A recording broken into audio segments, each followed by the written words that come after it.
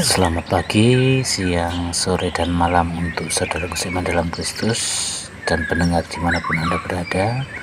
Marilah kita siapkan hati, pikiran kita untuk mendengarkan firman Tuhan. Tuhan beserta kita sekarang dan selama-lamanya. Inilah Injil Yesus Kristus menurut Markus bab 2 ayat 1-12.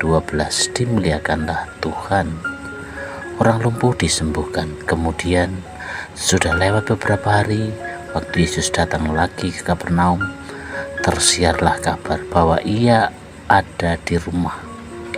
Maka datanglah orang-orang berkerumun sehingga tidak ada lagi tempat, bahkan di muka pintu pun tidak. Sementara ia memberitakan firman kepada mereka.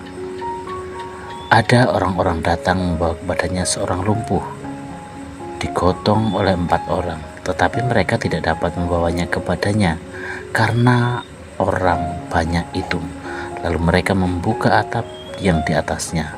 Sesudah terbuka, mereka menurunkan tilam tempat orang lumpuh itu terbaring. Ketika Yesus melihat iman mereka, berkatalah ia kepada orang lumpuh itu, "Hai anakku, dosamu sudah diampuni." Tetapi di situ ada juga duduk beberapa ahli Taurat. Mereka berpikir dalam hatinya, "Mengapa orang ini berkata begitu? Ia menghujat Allah. Siapa yang dapat mengampuni dosa selain dari Allah sendiri?" Tetapi Yesus segera mengetahui dalam hatinya bahwa mereka berpikir demikian. Lalu ia berkata kepada mereka, "Mengapa kamu berpikir begitu dalam hatimu?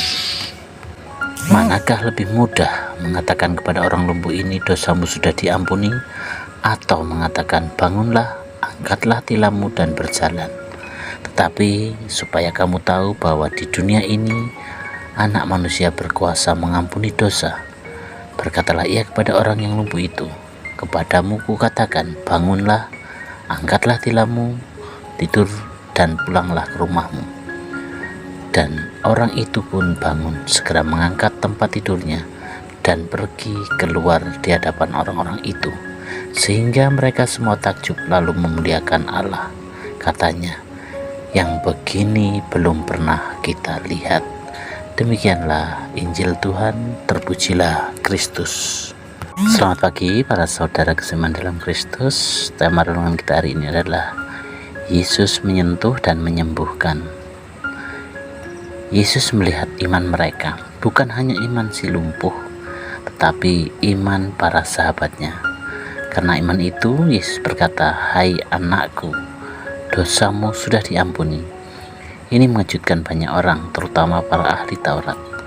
Mereka mempertanyakan kuasa Yesus. Namun Yesus menunjukkan bahwa ia bukan hanya mampu menyembuhkan tubuh, tetapi juga menyembuhkan hati dan jiwa manusia. Saudaraku seiman dalam Kristus, seringkali dalam kehidupan ini kita seperti orang yang lumpuh. Ada kalanya kita tidak berdaya, terikat oleh rasa bersalah, luka batin, ketakutan, ataupun dosa yang kita lakukan. Kita ingin datang kepada Tuhan, tetapi merasa jalan terhalang. Kabar baiknya, Yesus tidak menunggu kita sempurna. Ia melihat iman, bahkan iman kecil yang dibantu oleh orang lain. Kisah ini juga mengajak kita untuk belajar menjadi sahabat yang peduli. Keempat orang itu tidak hanya kasihan, tetapi bertindak. Mereka rela bersusah payah demi keselamatan temannya. Dalam kehidupan sehari-hari, kita dipanggil untuk saling menolong, membawa sesama kepada Tuhan melalui doa, perhatian, dan kasih. Dan pada akhirnya, Yesus berkata kepada orang lumpuh itu, "Bangunlah, angkat tilammu, dan pulanglah ke rumahmu." Orang itu pun bangkit dan berjalan. Semua orang takjub dan memuliakan Tuhan.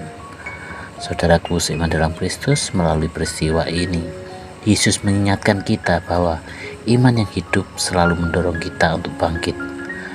Tuhan sanggup mengubah keadaan yang tampaknya mustahil, asal kita mau datang kepadanya dan percaya sepenuh hati.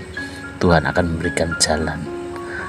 Sebagai refleksi untuk kita bersama, dalam hal apa saja merasa kita merasa lumpuh dalam hidup saat ini? Siapa orang yang Tuhan percayakan kepada kita untuk kita bantu dan doakan?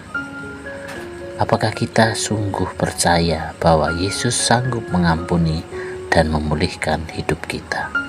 Demikianlah permohonan kita hari ini, dan marilah kita akhiri dengan doa.